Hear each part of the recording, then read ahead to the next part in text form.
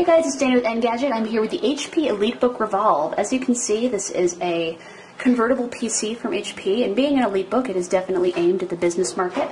And this is not the first convertible we've seen from HP ever, but it's definitely the first we've seen since Windows 8 came out back in October.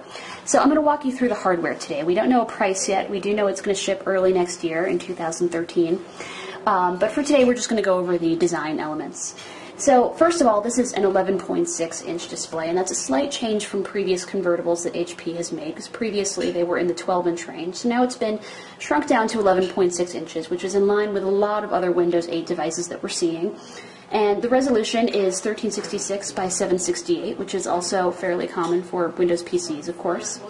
One big design change you're going to see is that whereas HP EliteBooks I used to really know them for their brushed metal finish. Now there is this soft touch paint throughout, both on the lid, it's on the bottom side here.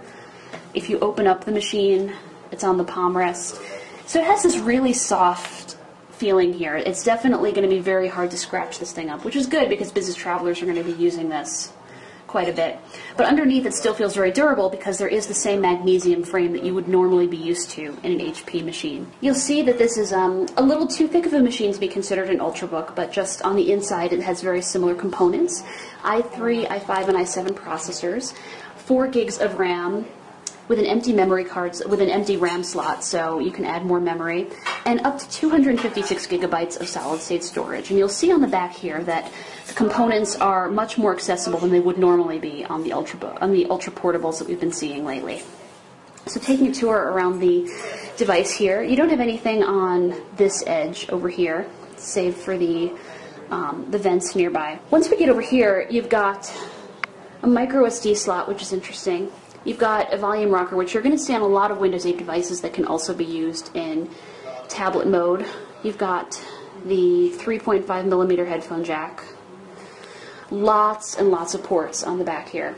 So you've got an Ethernet jack, and what's interesting is it sort of dips below here. Same for the power port, which sort of dips, sort of breaks the normal clean lines of the edge there. You've got DisplayPort, you've got USB.